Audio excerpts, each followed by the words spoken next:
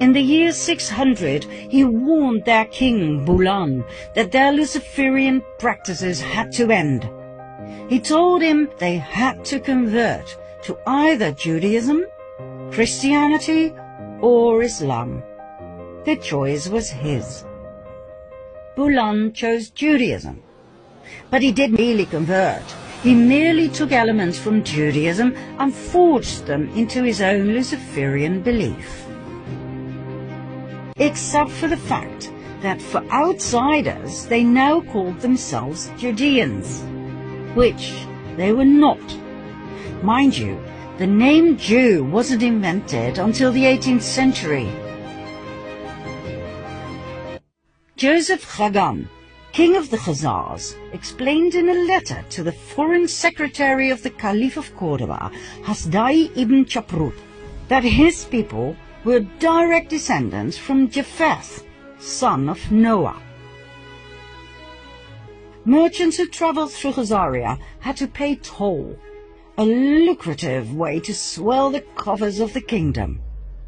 The Khazars were different than the peoples from the surrounding countries. They were described as thieves and spies. They were said to be lawless people who lived a life of sin, of sexual extremities, and of cruelty. They would murder travelers from other countries and adopt their identity. They were masters of deceit. And, last but not least, they were said to worship Baal, also referred to as Moloch, a representation of Lucifer that demanded child sacrifice. In return, Baal was said to reward them with riches, with fame and fortune. The neighboring countries despised them. They hated their sacrificial rituals in which they threw babies into the flames or cut them open to drink their blood and eat their flesh, claiming it gave them incredible power and energy. And in 65 AD, the Russian ruler, Grand Prince of Kiev, Sviatoslav I, felt they had gone too far with their continued devil-worshipping and child sacrifice. He decided to wipe them out. But the Khazars had their spies everywhere, and the Russian cunning plan was brought to the ears of the Khazarian king, who, just in time, in 65 AD, the Russian ruler, Grand Prince of Kiev, Sviatoslav I, felt they had gone too far with their continued devil-worshipping and child sacrifice. He decided to wipe them out.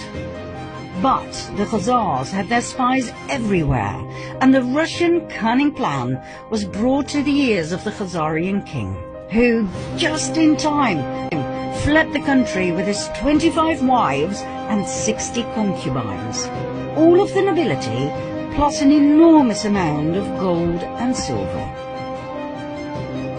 The entire exodus of royalty and nobility went via Hungary to Poland, then from Germany southward to France and Spain.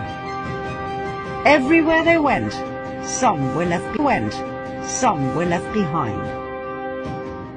In order to reveal their true identity, they called themselves Ashkenazi Judeans, knowing very well that their new home countries would not exactly be eagerly awaiting Luciferian Khazars.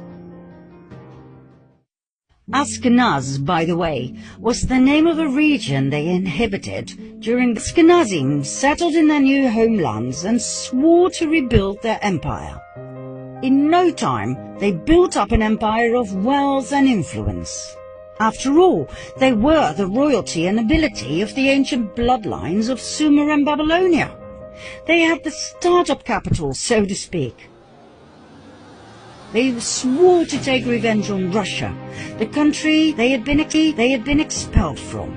Their revenge also stretched out to the Jews, as in the original people from Judea.